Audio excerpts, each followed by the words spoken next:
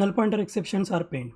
If you are a Java developer, you must have encountered null pointer exception at some point, and it might be the exception you have seen most number of times.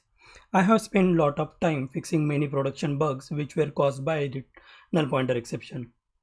Null pointer exception occurred when we call a method or access a member on a null reference. So we use a null reference to basically represent absence of value. We assign a null to a particular variable when we don't have any value to assign it. Tony Hoare, who invented null reference, himself called it his $1 billion mistake.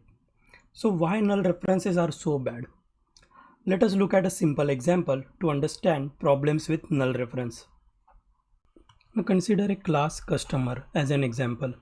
This class has one member, car, and a customer may or may not have a car. So there are two constructors, one which takes the car and one which does not take any argument.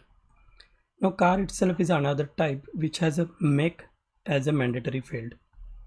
And this make is an enum which may be like Ford, Toyota, Honda or any other make. Now as a developer say that you need to write a method which would take a customer as an argument and return a make of its car. So how would you like write it? So the easier way to write it is something like this. You will write a method get customer car make which will take a customer as an argument, and you can call customer.getCar.getMake, and I am calling it from this main method. So if you have already seen similar example, you must by now have understood that this will create a null pointer exception. The reason for this is like when we are creating customer, we are not passing any car to it. So whenever we call this customer.getCar, we are going to get a null. And since we are calling a getMake on this null reference, we will get a null pointer exception. So how do we avoid this? Prior to Java 8, the only way to avoid it was using a if and else check for the null reference. For example, we can do in the get customer car make, we can add a check for the null for customer as well as customer.getCar, and then only call the getMake method. And if it is a null, we will return the null. But now the problem is the calling method should also make sure that the return value is not null. So if a make is not null, then only it can call the another method on that particular make. And this is not as elegant solution as it is. So let us see how Java 8 solves this problem in a better way. Java 8 has introduced a new class called optional in a Java util package. Now this class can help us write a better code without using too many null checks. So what is this class exactly? So it is a container object which may or may not contain a non-null value. So what does this mean? So in our example, say we had a car which may be optional for that particular customer class. So when we declared optional car as an instance variable for that class, it may contain a car or it may be an empty. Now, depending upon the presence and absence of a value, the optional class also provides other methods, and these methods we can use to write a very readable code instead of using too many if-else blocks for null checking. Now let us see how to use this optional class in a previous example that we saw. Now this is the same example that we saw where we found a null pointer exception. I'm going to run this code and we can see that we are getting the null pointer exception at getCar method. Now instead of using the null checks, we are going to solve this problem using the optional. So how to do that? First, we are going to specify the car as an optional here.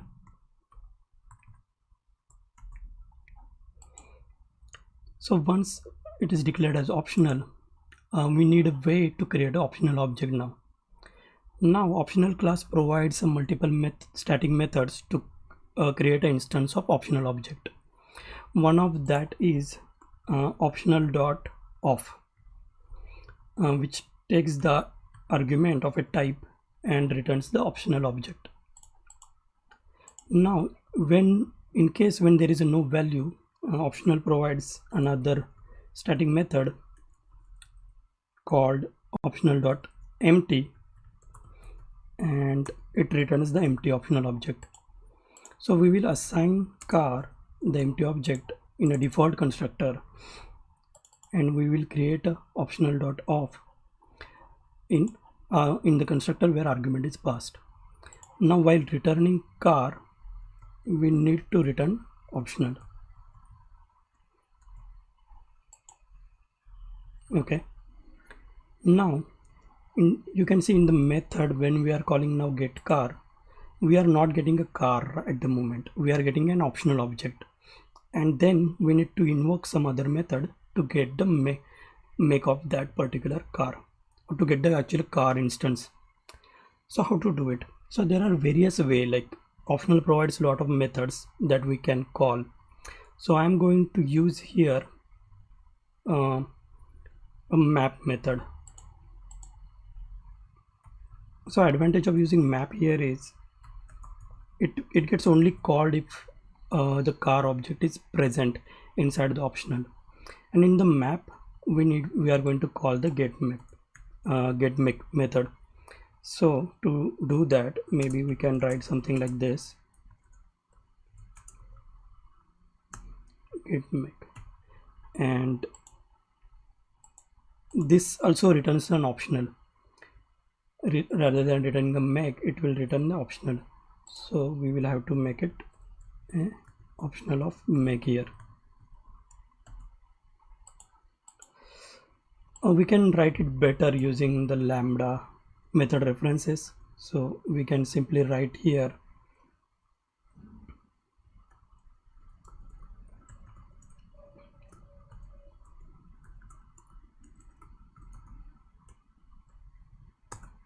get make. Okay, so once we are returning optional from here, this method will also not get a make, it will also get an optional object. So here we need to convert that optional to make and get the name out of it. So I am again going to use the map method here. So we are going to map, and we are going to use a name method.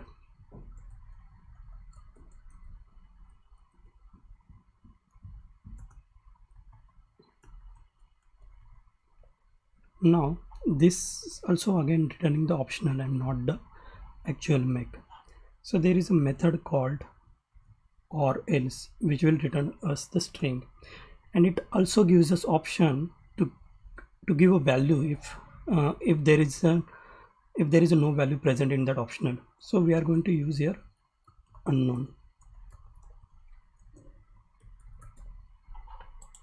Okay, so this completes our code. So what we did is we created optional car, we are using optional off and optional empty to create the instance of a optional, and we are using map to get the value from the optional. So now map only calls this method whenever the value is present. So if the value is not present, it won't call it. And this method also returns an optional, so it gives us a way to write a better code here as well. So let us run this code and see what happens now.